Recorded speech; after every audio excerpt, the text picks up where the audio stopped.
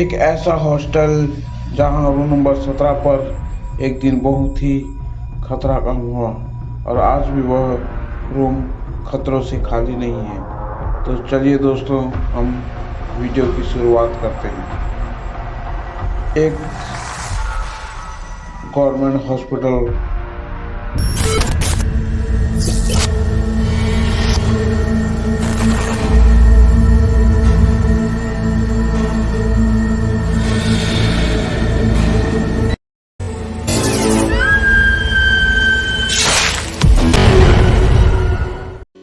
एक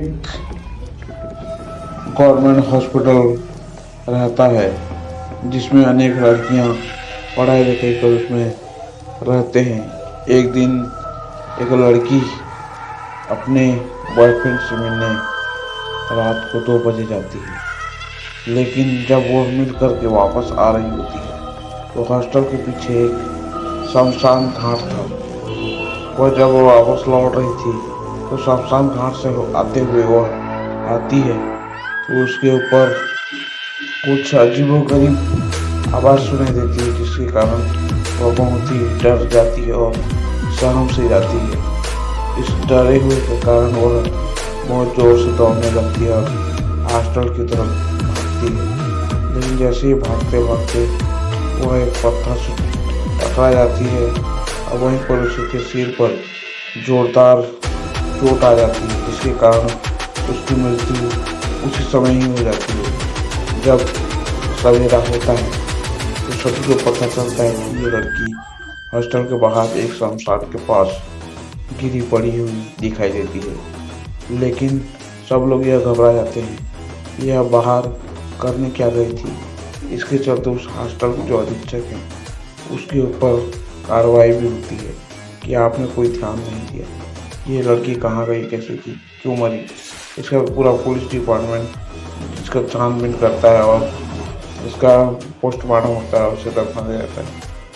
लेकिन एक रात फिर उस जिस रूम में वह लड़की रहती थी उसी रूम के दरवाजे और खिड़कियाँ ऑटोमेटिक सी फड़फड़ाते हुए आवाज़ आती है।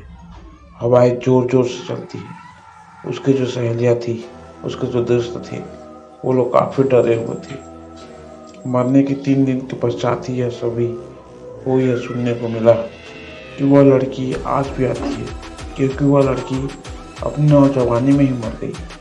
इतनी खतरनाक उसकी आवाज़ें, सनसनाहट की आवाज़, ना कोई बाहर में वातावरण में कोई हवा चल रही थी, लेकिन जस्ट उस रूम के सामने ही उसके रूम पर जोरदार खिड़कियों की आवाज़ आ रही थी और सामान जितने भी रूम में पड़े थे रूम नंबर 17 पर वो ऑटोमेटिक गिरने लगे, इधर उधर बिखर सके सामान।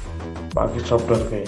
तभी सब लड़कियां आधी रात को चिल्लाने लगी, बचाओ बचाओ करके, क्योंकि उनको डर था कि ये वही लड़की है जो बाहर घूमने गई थी। लेकिन अधीक्षक आता है, देखता है लाइट चारों ओर चालू है और बाहर की ओर देखता है तो हवाएं बिल्कुल नहीं चल रही थी।